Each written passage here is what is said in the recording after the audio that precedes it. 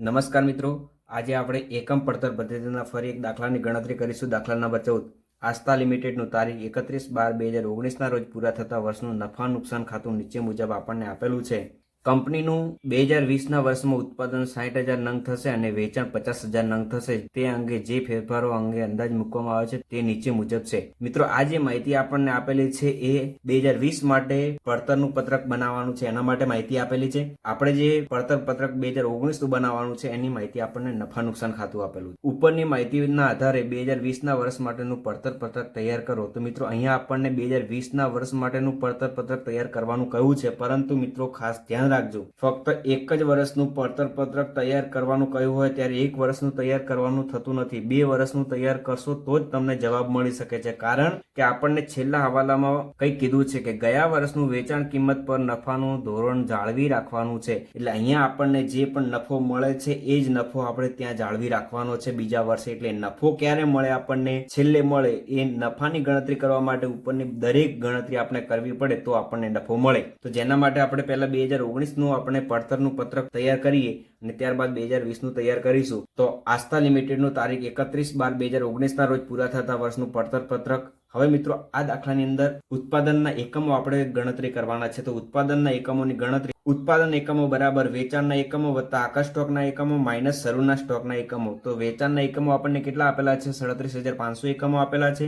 આખા સ્ટોકના એકમો કેટલા આપેલા છે? 5,500 એકમો આપણને આપેલા છે. શરૂના સ્ટોકના કેટલા આપેલા છે? 3,000 એકમો આપેલા છે. તો 37,500 પ્લસ 5,500 માઇનસ 3,000 એટલે આપણને ઉત્પાદનના એકમો મળશે 40,000 એકમ. તો ઉત્પાદનના એકમો 40,000 એકમો, વેચાણના એકમો આપણને આપેલા છે 37,500 એકમ. હવે મિત્રો, આપણે એકમ દીઠ પડતરની ગણતરી કરવાની છે. તો સૌપ્રથમ આપણને શું આપેલું છે? પ્રત્યક્ષ માલ સામાન આપેલું છે 48 લાખ રૂપિયા. તો એ 48 લાખ રૂપિયા લખીશું. તેના ભાગે આપણે ઉત્પાદન એકમો કેટલા છે? 40,000 એકમો. એટલે એકમ દીઠ પડતર આપણને કેટલા મળશે? 120 રૂપિયા. ત્યારબાદ આપણને પ્રત્યક્ષ મજૂરી આપેલી છે 24 લાખ રૂપિયા ભાગ્યા 40,000 એટલે આપણને એકમ દીઠ પડતર મળશે 60 રૂપિયા. આ બંનેનો સરવાળો કરીશું એટલે આપણને પ્રાથમિક પડતર મળશે 180 રૂપિયા અને અહીંયા મળશે 72 લાખ રૂપિયા. તેમાં મિત્રો કારખાનાના ખર્ચા આપણે ઉમેરો કરવાનો છે. તો કારખાના ખર્ચા આપણને આપેલા છે દાખલામાં 16 લાખ રૂપિયા. એના ભાગે 40,000 કરીશું એટલે એકમ દીઠ ખર્ચ થશે 40 રૂપિયા. આ કારખાના ખર્ચ આપણે પ્રાથમિક પડતરમાં ઉમેરો કરીશું એટલે આપણને કારખાનાના પડતર મળશે 220 રૂપિયા ગુણ્યા 40,000 કરીશું એટલે આપણને જવાબ કેટલો મળશે? 88 લાખ રૂપિયા. તેમાં મિત્રો વહીવટી અથવા ઓફિસ ખર્ચનો ઉમેરો કરવાનો છે. તો કેટલા આપેલા છે? 8 લાખ રૂપિયા આપેલા છે.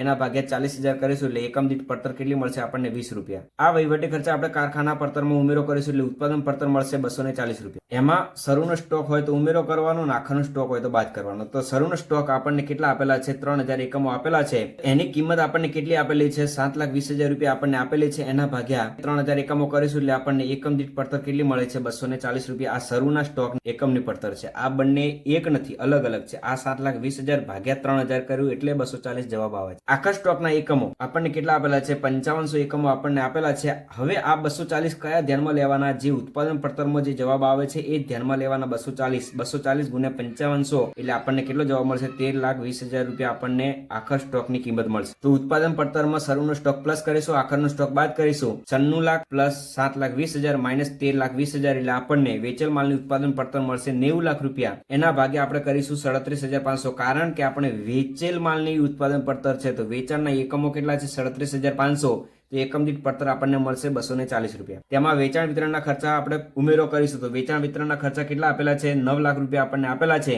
9 લાખ ભાગ્યા 37,500 કરીશું એટલે એકમ દીઠ વેચાણના ખર્ચા કેટલા મળશે? 24 રૂપિયા. આ વેચાણના ખર્ચા વેચેલ માલની ઉત્પાદનમાં આપણે પ્લસ કરીશું. 240 વત્તા 24 એટલે કુલ ખર્ચ આપણને કેટલા મળશે? 264 રૂપિયા ગુણ્યા 37,500 કરીશું એટલે આપણને જવાબ મળશે 99 લાખ રૂપિયા. હવે આપણને દાખલાની અંદર વેચાણ આપેલું છે 1,32 લાખ રૂપિયા આપણને વેચાણ આપેલું છે. એના ભાગ્યા 37,500 કરીશું એટલે એકમ દીઠ વેચાણ કિંમત આપણને કેટલી મળશે? 352 રૂપિયા. હવે આપણે નફો શોધવાનો છે. તો 1,32 લાખ માઇનસ 99 લાખ કરીશું એટલે આપણને નફો મળશે 33 લાખ રૂપિયા. એ 33 લાખ ભાગ્યા 37,500 કરીશું એટલે એકમ દીઠ નફાની રકમ કેટલી મળશે? 88 રૂપિયા. હવે મિત્રો, છઠ્ઠા નંબરના હવાલામાં એવું કહ્યું છે કે ગયા વર્ષનું વેચાણ કિંમત પર નફાનું ધોરણ જાળવી રાખવાનું છે. તો એના માટે આપણે નફાની ટકાવારી શોધીએ. તો નફાની ટકાવારી બરાબર નફો બરાબર આપણે પડતર પર જ નફો ધ્યાનમાં લઈએ, વેચાણ પર આપણે ધ્યાનમાં લેવાનું નથી, કારણ કે આપણને દાખલામાં પડતર જ મળશે, વેચાણ નહીં મળે. તો આપણે પડતર ધ્યાનમાં લઈશું. નફો કેટલો મળે? 33 લાખ. કુલ પડતર કેટલી છે? 99 લાખ. તો 33 લાખ ભાગ્યા 99 લાખ ગુણ્યા 100 એટલે નફો આપણને પડતર પરનો નફો કેટલો મળે છે? 33.33% મળે એવું કહી શકાય છે. તો મિત્રો આ ટકાવારી સાની થઈ? પડતર પર નફાની ટકાવારી થઈ. હવે મિત્રો પડતર પર નફાની ટકાવારી 33.33% હોય તો વેચાણ પર નફો કેટલો કહી શકાય? 25% કહી શકાય. તો મિત્રો આ 25% જવાબ ક્યાંથી આવે છે? આપણે પ્રથમ નંબરના વિડીયોની અંદર આની ગણતરીનું એક ટેબલ મૂકેલું છે, જેની અંદર તમારે જોઈ લેવાનું છે કે આ 25% જવાબ કઈ રીતે આવે. હવે મિત્રો 2020 માટેનો અંદાજિત પડતર પત્રક તૈયાર કરે, જેના માટે આપણને માહિતી આપેલી છે. તો જેવું આપણે પડતર પત્રક અહીંયા બનાવ્યું છે એવું ને એવું જ પડતર પત્રક અહીંયા તૈયાર કરવાનું છે, પરંતુ આપણે જે રકમ છે એ પ્લસ માઇનસ કરવાની છે. તો આપણે કંપનીનું 2020ના વર્ષમાં ઉત્પાદન કેટલા એકમો છે? 60,000 નંગ થશે અને વેચાણ કેટલા છે? 50,000 નંગ થશે. એનો મતલબ કે 60,000 એકમોનું ઉત્પાદન છે અને વેચાણ કેટલું છે? 50,000 એકમોનું છે. તો આખાના એકમોની આપણે ગણતરી કરવાની થશે, પણ જ્યારે આખા સ્ટોકની ગણતરી કરવાની આવશે ત્યારે આપણે ગણતરી કરીશું. હવાલા નંબર 1, માલ સામાનના ભાવમાં 20%નો વધારો થશે.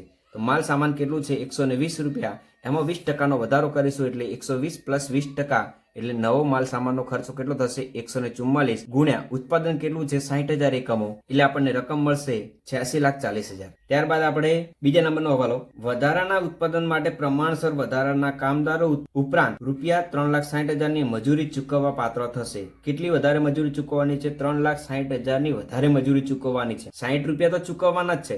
તો 60 ગુણ્યા 60,000 એકમો એટલે જે પણ જવાબ આવે છે એમાં ઉપરાંત કીધું છે 3,60,000 વધારે ચૂકવવાની છે. તો 60 ગુણ્યા 60,000 વત્તા 3,60,000 એટલે કુલ મજૂરી કેટલી થશે? 39,60,000. એના ભાગ્યા 60,000 કરીશું એટલે એકમ દીઠ પડતર આપણને કેટલી મળશે? 66 રૂપિયા. આ બેનો આપણે ઉમેરો કરીશું એટલે આપણને પ્રાથમિક પડતર મળશે. તો પ્રાથમિક પડતર આપણને કેટલી મળે છે? 210 રૂપિયા. અને અહીંયા કેટલી મળે છે? 1,26,00,000 રૂપિયા. ત્યાં મિત્રો કારખાના ખર્ચા આપણે ઉમેરો કરીશું. હવાલા નંબર 3, કારખાના ખર્ચમાં માલ સામાન અને મજૂરીના સંયુક્ત ખર્ચના પ્રમાણમાં વધારો થશે. તો આ બંને પ્રમાણમાં જેટલો વધારો થયો છે એટલો કારખાના ખર્ચમાં વધારો કરવાનો છે. તો અહીંયા વધારો કેટલો થયો? તો પહેલા 180 હતું, તો હવે કેટલું થયું? 210. તો અહીંયા 40 છે, તો હવે કેટલું થવું જોઈએ? 46.66 રૂપિયા થાય. તો મિત્રો આ ફરી તમને સમજાવું છું કે સંયુક્ત ખર્ચના પ્રમાણમાં વધારો થશે. તો સંયુક્ત ખર્ચ એટલે શું? આ બંનેમાં જેટલો વધારો થયો છે એટલો આપણે એના પ્રમાણમાં કારખાના ખર્ચમાં વધારો કરવાનો. તો આ બંનેમાં ખર્ચમાં કેટલો વધારો થયો? તો પ્રાથમિક પડતર પહેલા કેટલી હતી? 180 હતી પહેલા. હવે આ બંનેની પ્રાથમિક પડતર કેટલી થઈ? 210. કારણ કે આ બંનેના સંયુક્ત પ્રમાણમાં વધારો કરવાનો છે. એટલે 180 થી વધીને 210 થયા, તો 40 થી વધીને કેટલા થશે? તો 46.66 રૂપિયા જવાબ આવશે. એના ગુણે આપણે 60,000 કરીશું એટલે આપણને રકમ મળશે 28 લાખ રૂપિયા. કારખાના ખર્ચ આપણે પ્રાથમિક ખર્ચમાં ઉમેરો કરીશું એટલે આપણને કારખાના પડતર મળશે 256.6666 અને રકમમાં મળશે 1,54,00,000 રૂપિયા. તેમાં મિત્રો આપણે વહીવટી ખર્ચાનો ઉમેરો કરવાનો છે. તો વહીવટી ખર્ચમાં આપણને હવાલો આપેલો છે. એકમ દીઠ વહીવટી ખર્ચમાં 20%નો ઘટાડો થશે. એકમ દીઠ વહીવટી ખર્ચમાં 20%નો ઘટાડો થશે. તો એકમ દીઠ વહીવટી ખર્ચા કેટલા છે? 20 રૂપિયા.